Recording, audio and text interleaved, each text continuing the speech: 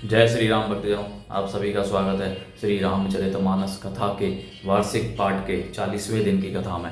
श्री रामचरितमानस वार्षिक पाठ में हम प्रतिदिन 3 दोहे पढ़ते हैं, जिससे हमारी संपूर्ण रामायण 1 वर्ष में पूर्ण हो जाती है। जिन भक्तजनों के समय की कमी रहती है वे प्रतिदिन मात्र 10 से 15 मिनट देकर श्री रामचरितमानस का पाठ करके अपने जीवन में आने वाली सामाजिक आर्थिक कठिनाइयों को आसानी से पार करते हुए सुख व दुख को समान समझते हुए अपने मनुष्य जीवन को सफल बना सकते हैं। इसलिए आप सभी से अनुरोध है कि आज से ही श्री रामचरितमानस का पाठ आरंभ कीजिए और अपने जीवन को सफल बनाइए। श्री रामचरितमानस को कोई भी व्यक्ति पढ़ सकता है, क्योंकि यह तुलसीदास जी द्वारा रचित हिंदी, अवधी व आम बोलचाल की भाषा में लिखा हुआ ग्रंथ है, जिसे कोई भी व्यक्ति आसानी से पढ़ सकता है। इसको पढ़ने के लिए संस्कृत के ज्ञान का होना आवश्यक नहीं है। इसलिए आप सभी से अनुरोध है कि आज से ही श्री रामचरितमानस का पाठ आरंभ कीजिए और अपने जीवन में आए इस बदलाव को, नए बदलाव को महसूस कीजिए।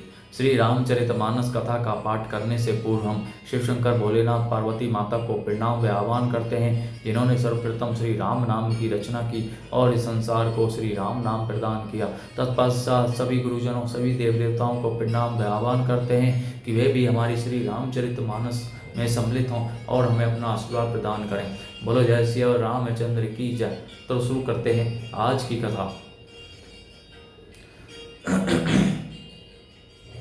रजत सीप महू भास जिमी जथा भानु कर बारी, यद्यपि मेरे साथी हूँ काल सोई भ्रम न सकई को उटारी। जैसे सीप में चांदी की और सूर्य की किरणों में पानी की अर्थात बिना हुए भी प्रीति होती है, यद्यपि यह प्रीति तीनों कालों में झूठ है, तथापि इस भ्रम को कोई हटा नहीं सकता।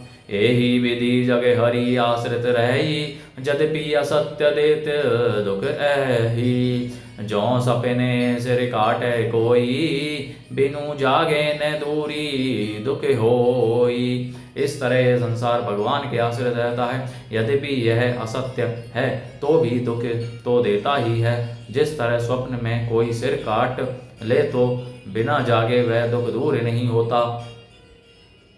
जासु कृपा अस ब्रह्म मिटी जाई, गिरिजा सोई कृपाल रघुराई। आदि अंत को जासु न पावा, मति अनुमानी निगम अस गावा। हे पार्वती, जिनकी कृपा से इस प्रकार का भ्रम मिट जाता है, वही कृपालु श्री रघुनाथ जी हैं, जिनका आदि और अंत किसी ने नहीं जान पाया। वेदों ने अपनी बुद्धि से अनुमान करके इस प्रकार नीचे लिखे गाया है। बिनु पद चले सुनई बिनु काना, कर बिनु करम करई विधि नाना। आनंद रहित सकल रस भोगी, बिनु बानी बकता बड़े जोगी।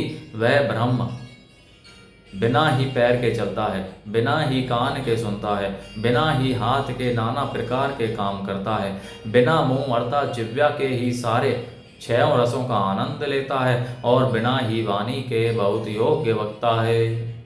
तन वेणु बरस नयन वेणु देखा, ग्रहण वेणु बास अशेषा।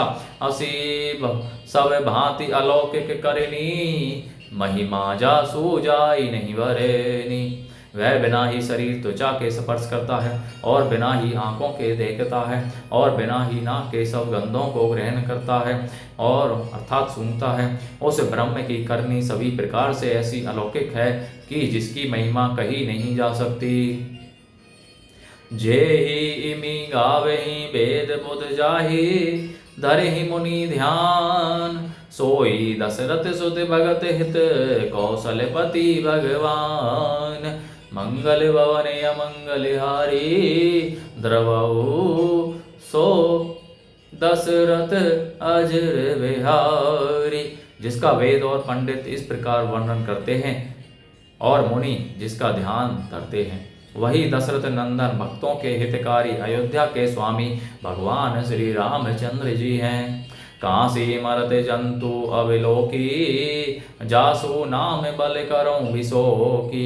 सोई प्रभु मोरे चराचर स्वामी, रघुवर सब ओरे अंतरे जामी। हे पार्वती, जिनके नाम के बल से काशी में मरते हुए प्राणी को देखकर मैं उसे राम मंत्र देकर शोक रहित कर देता हूँ, अर्थात मुक्त कर देता हूँ, वही मेरे प्रभु रघु श्रेष्ठ श्री रामचंद्र जी जड़ चेतन के स्वामी और सबके हृदय के भीतर की जानने वाले हैं।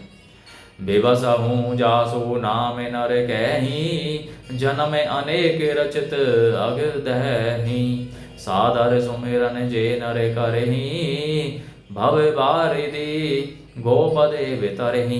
विवश होकर बिना इच्छा के भी जिनका नाम लेने से मनुष्यों के अनेक जन्मों में किए हुए पाप जल जाते हैं, फिर जो मनुष्य आदर पूर्वक उनका स्मरण करते हैं, वे तो संसार रूपी दुस्तर समुद्र को गाय के खुर से बने हुए गड्ढे के समान अर्थात बिना किसी परिश्रम के पार कर जाते हैं। राम सो परमात्मा भवानी, तहें भ्रम अति अभिहित तब बानी। अस संशय आनत उर माही, ज्ञान वैराग सकल गुण जाही। हे पार्वती, वही परमात्मा श्री रामचंद्र जी हैं, उनमें भ्रम देखने में आता है। तुम्हारा ऐसा कहना अत्यंत ही अनुचित है। इस प्रकार का संदेह मन में लाते ही मनुष्य के ज्ञान वैराग्य आदि सारे सद्गुण नष्ट हो जाते हैं। सुनी शिव के भ्रम भंजन बचना, मिटी गए सब कुतरक के रचना। भई रघुपति पद प्रीति प्रीति, दारुण असंभावना बीती। शिव जी के भ्रम नाशक वचनों को सुनकर पार्वती जी के सब कुतर्कों की रचना मिट गई। श्री रघुनाथ जी के चरणों में उनका प्रेम और विश्वास हो गया, और कठिन असंभावना जिसका होना संभव नहीं, ऐसी मिथ्या कल्पना जाती रही। पुनि पुनि प्रभु पद कमल गही, जोरी पंकरो पानी। बोली गिरिजा वचन वर, मन हूँ प्रेम रस सानी। मंगल भवनी अमंगल हारी, द्रवो ओ सो दशरथ अजर बिहारी। बार बार स्वामी शिव जी के चरण कमलों को पकड़कर और अपने कमल के समान हाथों को जोड़कर पार्वती जी मानो प्रेम रस में सान कर सुंदर वचन बोली। शशि कर समय सुनी गिरा तुम्हारी, मिटा मोह सरता तप भारी। तुम्हें कृपाल सबो संसौ हरे ओ, राम स्वरूप जानी मोही परे ओ। आपके चंद्रमा की किरणों के समान शीतल वाणी सुनकर मेरा अज्ञान रूपी शरद ऋतु अर्थात क्वार की धूप का भारी ताप मिट गया। हे कृपालु, आपने मेरा सब संदेह हर लिया।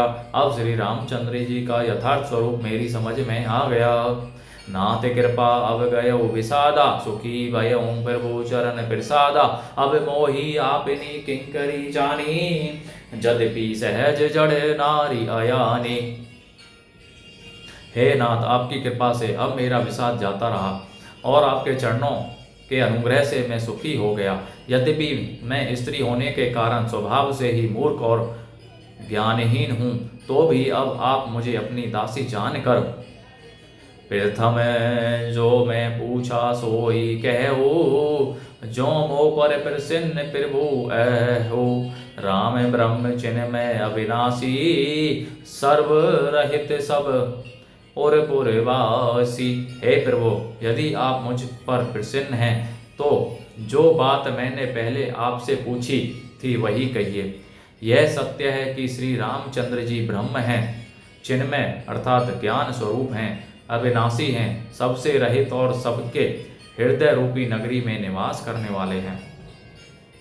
नाथ धरेऊ नर तनु के ही हेतु, मोही समुझाई कहु ब्रज के तो। उमा वचन सुनी परम विनीता, राम कथा पर प्रीति पुनीता। फिर हे नाथ, उन्होंने मनुष्य का शरीर धारण किस कारण से धारण किया? मनुष्य का शरीर किस कारण से धारण किया?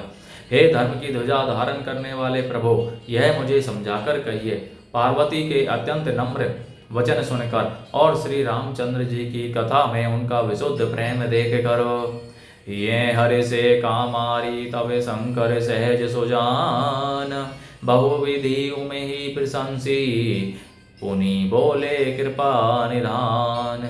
मंगल भवने मंगलहारी, द्रवऊ सो दशरथ अजर बिहारी। तब कामदेव के शत्रु स्वाभाविक ही सुरजान कृपा निदान शिव जी मन में बहुत ही हर्षित हुए और बहुत प्रकार से पार्वती की बड़ाई करके फिर बोले, बोलो जय श्री और रामचंद्र की जय। तो भक्तजनों, आज की कथा का विराम यहीं पर होता है। बोलो जय श्री और रामचंद्र की जय, शिव शंकर भोलेनाथ जय, पार्वती माता की जय, सभी देव देवताओं सभी गुरुजनों की जय। श्री लक्ष्मी नारायणाय नमः, जय श्री सरस्वती माता की जय, श्री गणेशाय नमः, जय श्री तुलसीदास जी की जय, श्री महर्षि वाल्मीकि जी की जय, श्री बजरंगबली की जय। यदि हम आज 9 दिन की कथा पढ़ते तो पहला विश्राम होता और मासिक पाठ करते तो चौथा विश्राम होता, जबकि हमारा वार्षिक पाठ में आज 40वें दिन की कथा का विश्राम है। बोलो जय सिया रामचंद्र की जय।